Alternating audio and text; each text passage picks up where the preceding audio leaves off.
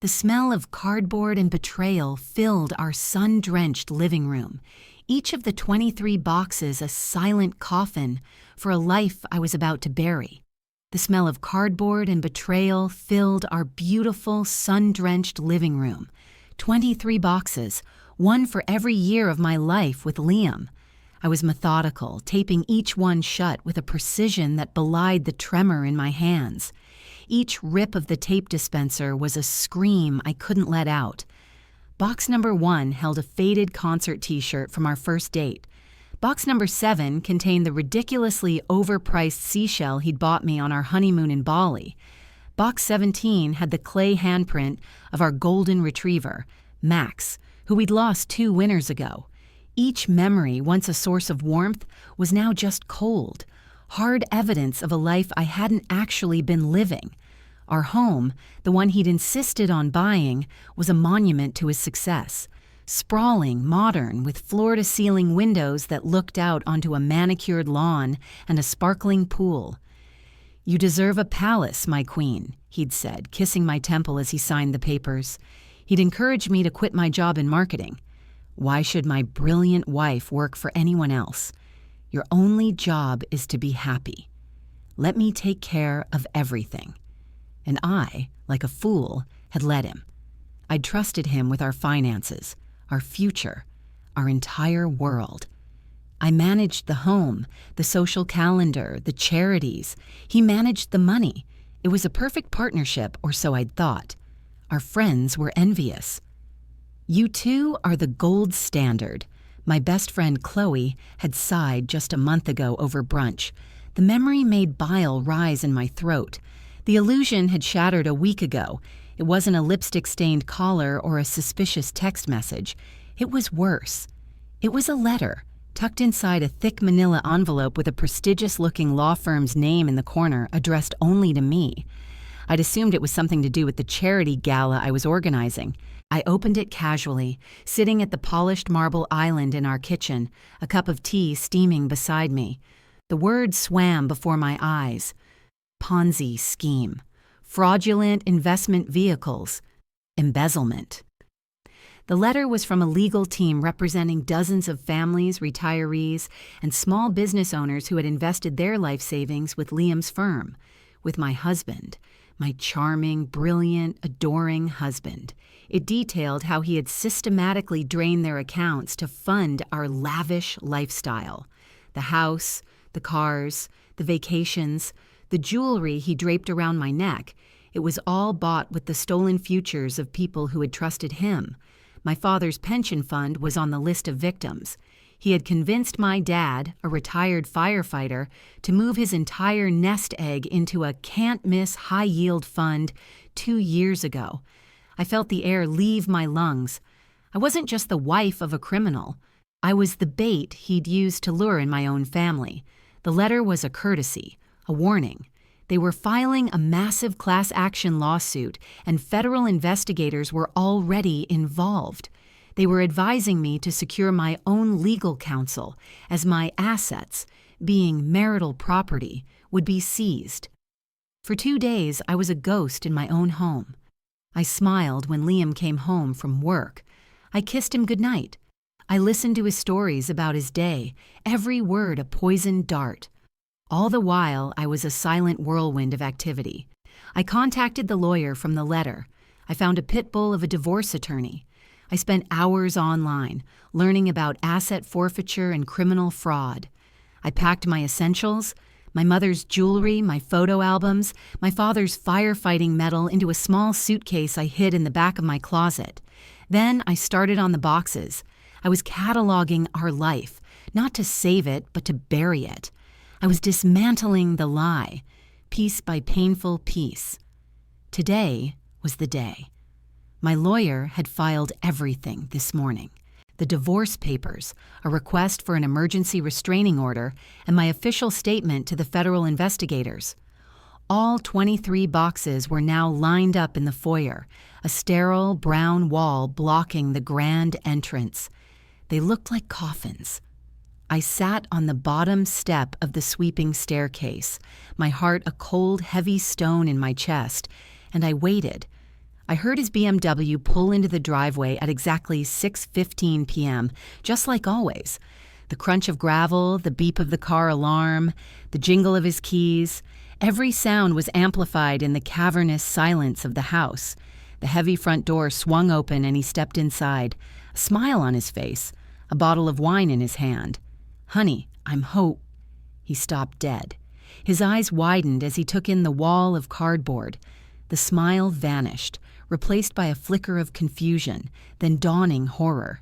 He looked from the boxes to me, his face pale.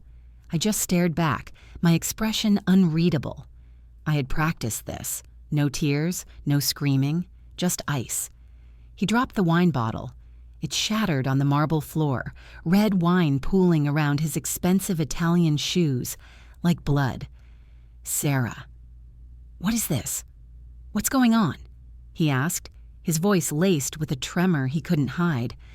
I stood up slowly, deliberately, and walked towards the door, stopping just a few feet from him. His eyes pleaded with me, the same eyes that had looked at me with what I thought was love for 2 decades. The mask was slipping. "I can explain," he started, taking a step towards me, his hands outstretched. It was the classic, pathetic line of a man caught in a lie so big it had its own gravitational pull. I held up a single hand, stopping him in his tracks. My voice, when it came out, was steady and cold, a stranger's voice. "Save it for the judge," I said, and then I closed the heavy oak door right in his face. The latch clicked shut with a deafening finality. For a moment there was silence. Then a frantic pounding began, shaking the entire door frame. "Sarah! Sarah, open this door! You don't understand!" he screamed, his voice muffled but raw with panic. I leaned my forehead against the cool wood, closing my eyes, savoring the sound of his world finally, deservedly, falling apart. The pounding stopped abruptly. I heard his ragged breathing on the other side. Then he yelled something that made the blood freeze in my veins, a desperate, terrifying proclamation that shattered my cold victory. "They're not just coming for me, Sarah. Your name is on everything. They're coming for you, too." His words slammed into me with the force of a physical blow. "Your name is on everything. They're coming for you, too." The cold, righteous anger that had been my shield for a week shattered into a million pieces, replaced by a raw, primal fear. My hand, still pressed against the door, started to tremble violently. The solid oak felt like a flimsy piece of cardboard. He wasn't just a liar and a thief, he was a snake. And in my blind love, I had let him coil himself around every single part of my life until we were indistinguishable. The frantic pounding started again. "Sarah, please, we need to talk. We need a unified story. They will paint you as an accomplice." Each word was a calculated strike, designed to break me, and it was working. My mind flashed through a dozen moments of casual carelessness, signing tax returns without a second glance, putting my signature on documents for shell corporations he'd called real estate holding companies. He'd slide the papers across the marble countertop while I was on the phone, organizing a fundraiser, saying, "Just need your John Hancock here, babe." And I, the trusting, supportive wife, would sign. I had personally autographed my own ruin. I backed away from the door, my breath catching in my throat. I couldn't stay here. The house was no longer a home. It was a crime scene, and I was Exhibit A. I turned and ran, not even glancing at the wall of boxed-up memories. I scrambled up the stairs, my feet slipping on the polished wood, and burst into our bedroom. My pre-packed suitcase was in the closet. I grabbed it, along with my purse and car keys, my movements clumsy and panicked. His shouting from downstairs was a muffled, terrifying soundtrack to my escape. I didn't take the main staircase. I ran down the back stairs, through the kitchen where I'd read that life-altering letter, and out the garage door. I threw my bag into the passenger seat of my car and fumbled with the ignition. The engine roared to life, and I slammed the car into reverse, peeling out of the driveway with a spray of gravel. I didn't look in the rearview mirror. I couldn't bear to see the palace he'd built for me with other people's tears. I just drove, my knuckles white on the steering wheel, tears I'd refused to shed now streaming down my face, hot and furious. Where was I going? I had no idea. All I knew was that I was running from the man I'd loved, from the life I'd lived, and from the federal agents he said were coming for me. My phone started buzzing incessantly. Liam, Liam, Liam. I silenced it, my heart hammering against my ribs. Then a thought cut through the panic. My lawyer. I pulled over to the side of a darkened road, the suburban quiet a stark contrast to the storm raging inside me, and dialed her number. She answered on the second ring. Sarah? What's happened? Her voice was sharp, all business. He's home. I did it. I left, I gasped, the words tumbling out. But he said my name is on everything, that they'll think I was part of it. Is he lying? There was a pause on the other end of the line, a silence that stretched for an eternity and confirmed my worst fears. He's not lying, Sarah, she said, her tone softening slightly but losing none of its gravity.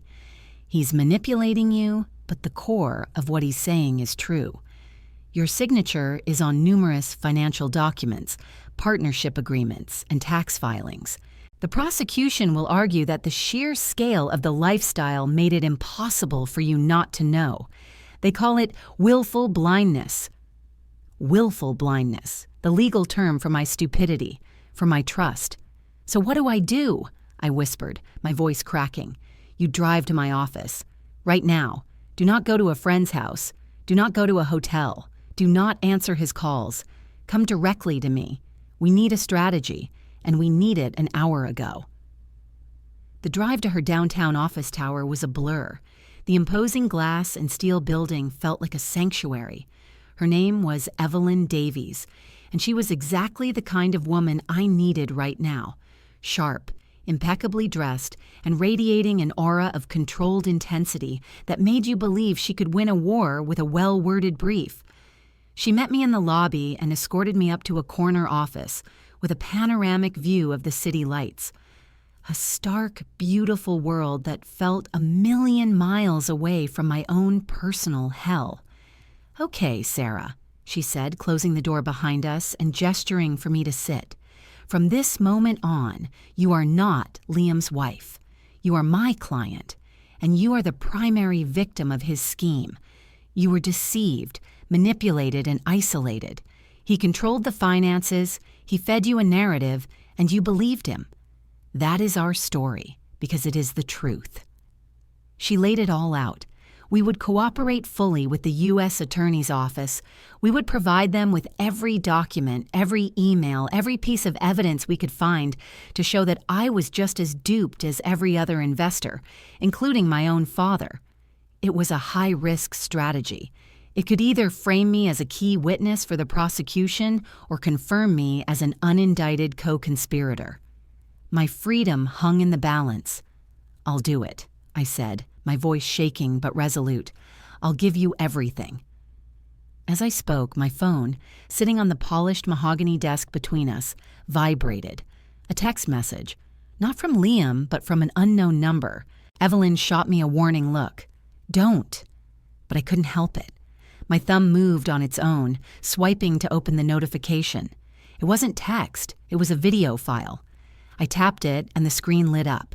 The video was shaky, clearly filmed on a phone. It showed the familiar, slightly shabby living room of my father's small apartment. And there, sitting in his favorite worn-out armchair, was my dad.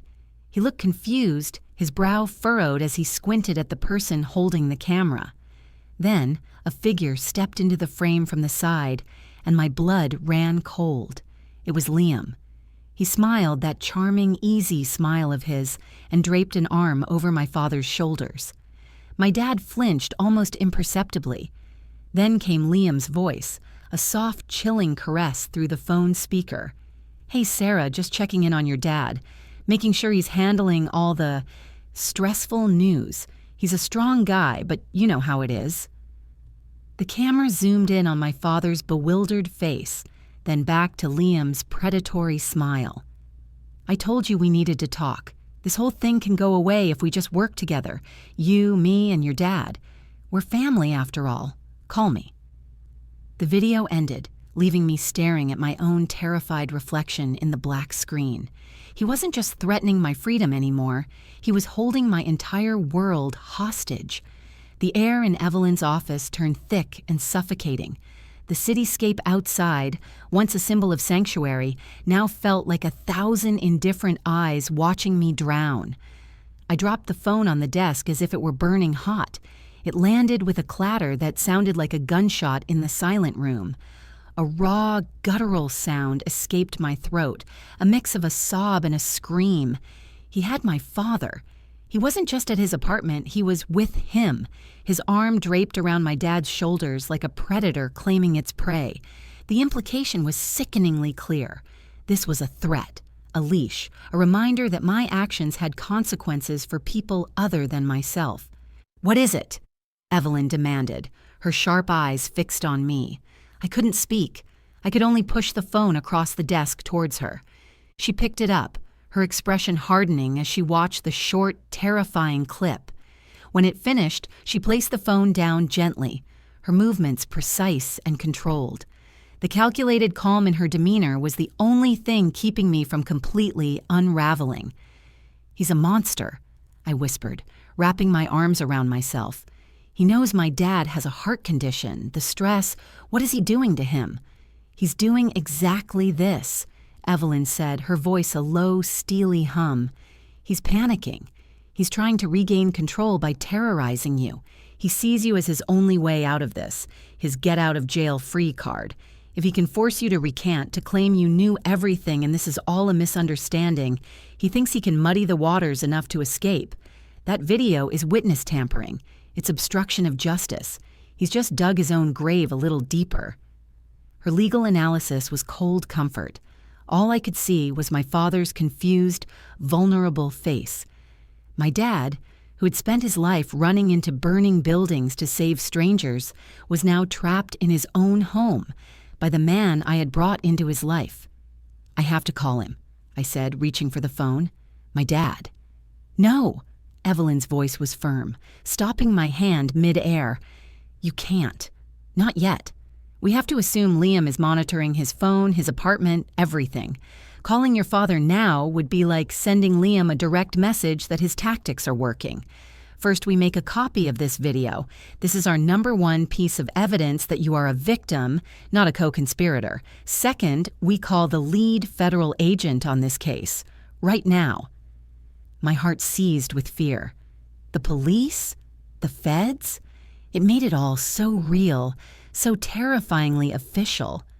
What if that makes it worse? What if he hurts him? "He won't," Evelyn said with a certainty that almost convinced me. "Liam is a coward. He's a white-collar criminal, not a violent thug. His weapon is manipulation, not a fist. The moment law enforcement shows up, he'll fold.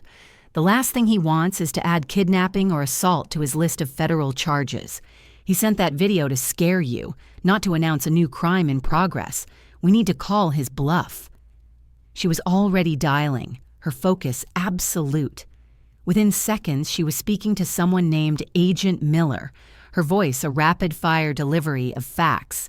"Evelyn Davies, counsel for Sarah Jensen. Marital assets case related to Liam Jensen." "Yes, that one. We have an immediate situation. Mr. Jensen is currently at the residence of a material witness, Sarah's father, Frank Miller. He has sent my client a video that constitutes a clear threat. We consider Mr. Miller to be in a vulnerable position and potentially in danger."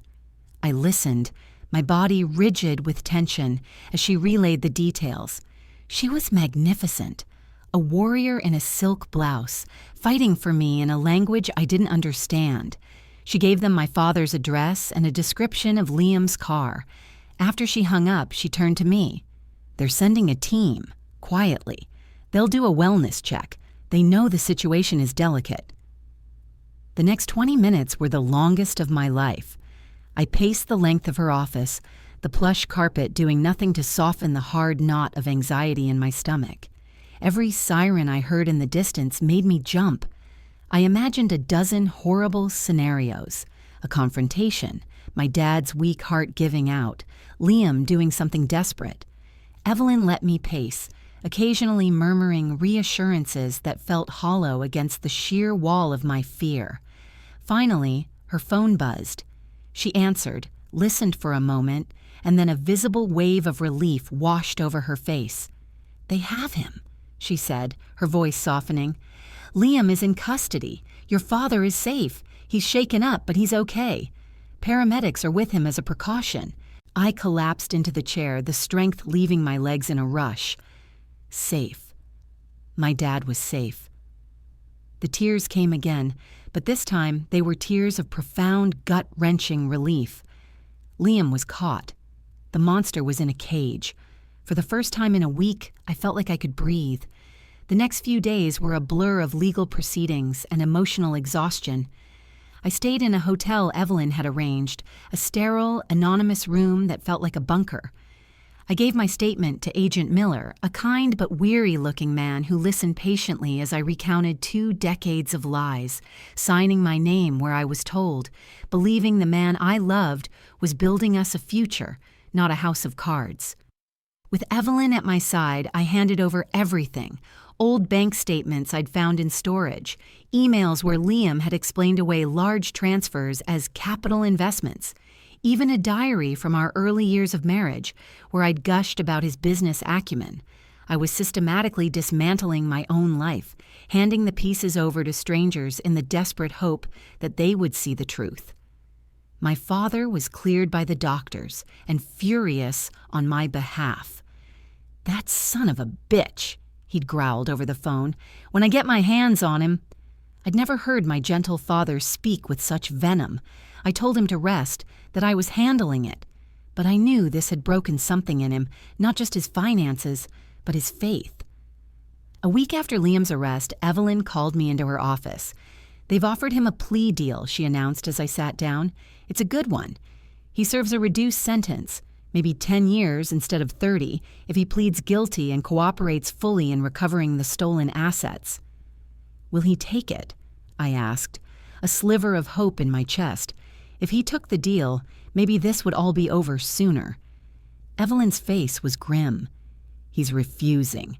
His lawyer is fighting it. They're claiming he can't get a fair trial." She slid a document across the desk to me. It was a motion filed by Liam's legal team. My eyes scanned the jargon until they landed on a sentence that made the blood drain from my face. They were moving to have all evidence I provided thrown out, and the reason was their central defense strategy, that Liam Jensen had not acted alone.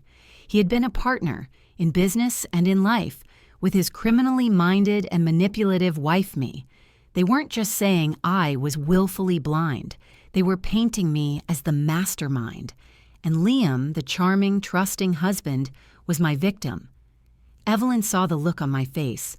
"It's a disgusting, desperate tactic, Sarah. It won't work." But as I stared at the words on the page, a cold dread crept over me. It was his word against mine, the loving wife versus the brilliant businessman. Who would a jury believe? My phone buzzed. It was a text from my best friend, Chloe, the first I'd heard from her since the news broke. My heart leaped, thinking it was a message of support. I opened it. "Sarah, I can't believe you. We trusted him. We invested with him because of you. How could you do this to us?" Attached to the text was a screenshot. It was from a group chat with our entire circle of friends. Below Chloe's message was a reply from another friend, Mark.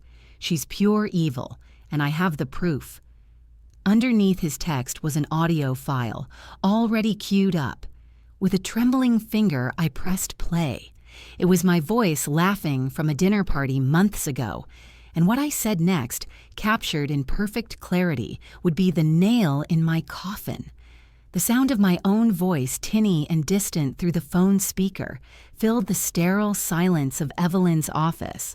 It was a voice I barely recognized, light and carefree, dripping with the naive arrogance of a woman who thought her life was perfect. The audio was from Chloe's annual summer barbecue. a boisterous affair filled with expensive wine and easy laughter. I remembered the moment distinctly. Mark, a day trader with an ego the size of his stock portfolio, had been teasing Liam about his Midas touch. "Seriously, man," he'd slurred, gesturing with his wine glass. "Everything you touch turns to gold. What's your secret?" Liam had just laughed. That charming, self-deprecating laugh he used to deflect any real scrutiny. He'd kissed my temple and said, "I'm just a numbers guy. The real brains of the operation is sitting right here." And then came my voice. The voice on the recording, laughing as I raised my glass in a mock toast. "It's true," I'd chirped, playing along with the flattery. "I just tell him where to put the money and he makes it happen. I'm the puppet master." A wave of laughter from our friends had followed, the sound now a horrifying chorus of my own condemnation. It was a joke, a stupid throwaway line from a tipsy wife trying to be cute at a party. In that context, it was meaningless banter, but sliced out and presented as proof, it was a confession. It was the sound of a mastermind admitting to her role, boasting about her control. It was the perfect weapon, and Liam, or someone acting on his behalf, had just handed it to my friends, turning them into a jury that had already convicted me. I dropped the phone on Evelyn's desk. The audio file played on, a loop of my own stupid words and the damning laughter of the people I'd thought were my friends. My blood ran cold. This wasn't just a legal strategy anymore, it was a character assassination. Liam wasn't content to just ruin my future. He was systematically destroying my past, poisoning every memory, turning every friend into an enemy. He had isolated me completely. Chloe, who had been my maid of honor, who I'd held a baby shower for just 6 months ago, now thought I was a monster who had knowingly stolen her family's savings. "Turn it off," I croaked, my voice barely a whisper. Evelyn immediately silenced the phone, her expression a thundercloud. "They're trying to poison the well," she said, her voice tight with fury, "discrediting you in the court of public opinion before you ever set foot in a courtroom. This is scorched earth." "It's working," I said, the words tasting like ash. "They hate me, all of them. They were our friends, my friends." "They are scared, Sarah," Evelyn countered, leaning forward, her eyes boring into mine. "They've lost everything, and they need someone to blame. Liam's lawyers are serving you up on a silver platter. We cannot let them. This changes nothing about our strategy. It just makes it more urgent. We have to prove you were the victim, not the villain." But how? The narrative was already written. The charming, brilliant businessman duped by his greedy, manipulative wife. My signature was on the documents. My voice was on the recording. My face was the one our friends associated with the lie.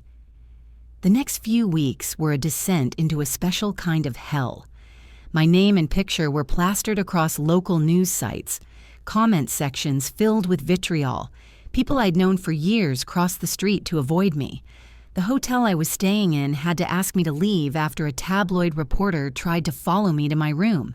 I moved into a small, furnished apartment that Evelyn found, a place with no memories and drawn blinds, my entire world shrinking to 4 anonymous walls.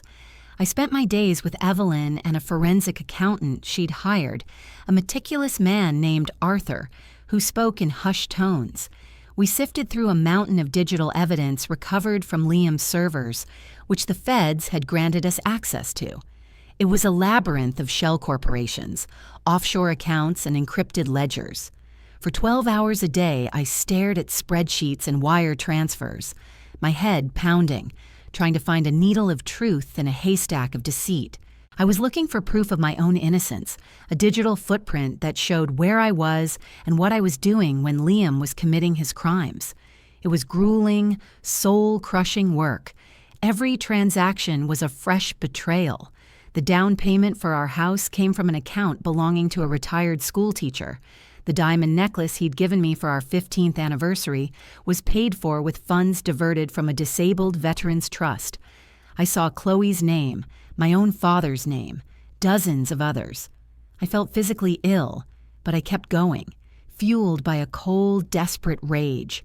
I would not let him make me his scapegoat. We were looking for one thing in particular, a separate ledger, a second set of books. Liam was too arrogant to believe he'd get caught, but he was also too meticulous not to have a true record of his scheme somewhere. We dug for weeks, finding nothing.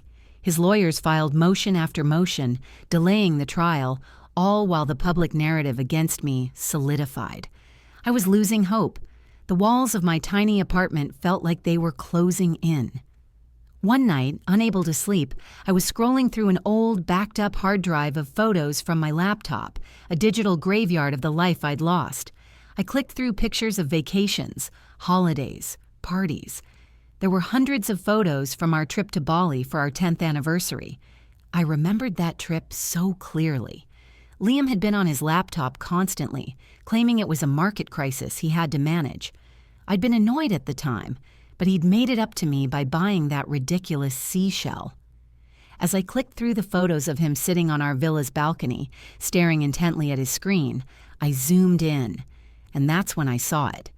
It was a detail I'd never noticed before, so small, so insignificant. Reflected in the dark lens of his sunglasses was the screen of his laptop. It was blurry, but it was there. It wasn't a stock chart, it was a spreadsheet. And the title at the top, just barely legible when I magnified it to a pixelated mess, was a single word, a word that made my heart stop. It was the name of his first dog, the one he had as a child, a name he'd told me was the only password he ever used for his really important personal files. The name was Shadow. The word hung in the airless apartment, a ghostly key to a locked kingdom. Shadow. My hands were shaking so hard I could barely control the mouse. Adrenaline, sharp and electric, surged through me, chasing away weeks of lethargy and despair. This was it. This had to be it. I immediately called Evelyn, my voice a frantic whisper. I think I found it. I think I found the password. I explained the photo, the reflection in the sunglasses, the name of the childhood dog. There was a sharp intake of breath on the other end of the line. Sarah, that's brilliant, Evelyn said, the excitement palpable in her voice. Don't touch anything. I'm calling Arthur. We're meeting at the office. Now. It was 2 a.m, but when I arrived, the office was lit up like a beacon. Evelyn and Arthur were already huddled around a massive monitor, a complex file directory from Liam's server on the screen. It was a digital fortress filled with hundreds of encrypted files. Arthur's fingers flew across the keyboard. The Fed's tech team tried for weeks to brute force these files. But if it's a personal password, not a randomized key... His voice trailed off as he located a master file, a compressed folder labeled simply Archive. A password prompt appeared on the screen. My heart hammered against my ribs. I stood behind him, my hand on his chair, as he typed the 7 letters, SHADOW. He pressed enter. For a split second, nothing happened. My hope plummeted. Then, with a soft digital chime, the file unlocked. A cascade of documents filled the screen. Spreadsheets, private ledgers, scanned bank statements from untraceable accounts in the Cayman Islands. It wasn't a second set of books. It was the only set of books. The real ones. Arthur let out a low whistle. My God, he whispered. It was all there. Every stolen dollar was meticulously tracked, every victim cataloged, every fraudulent transfer detailed with dates and times. But it was the other files that took my breath away. There were audio recordings. Liam had secretly recorded phone calls with his co-conspirators, a small circle of brokers at his firm. It was his insurance policy, his leverage to make sure they'd never turn on him. We clicked on the most recent one, dated the day before his arrest.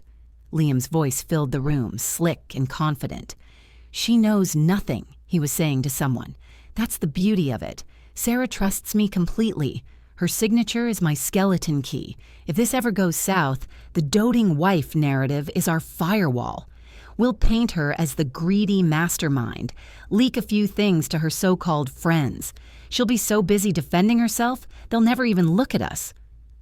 I felt the last bit of air leave my lungs. It was a confession, a premeditated, cold-blooded plan to frame me, laid out in his own arrogant voice. Evelyn put a steadying hand on my arm. Her eyes, however, were blazing with triumph. "Checkmate, you son of a bitch," she said to the screen. The next morning, armed with our bombshell, Evelyn filed an emergency motion. The shadow files, along with Liam's recorded confession, were presented to the U.S. Attorney's Office and the judge. The effect was instantaneous and explosive. Liam's carefully constructed defense crumbled to dust.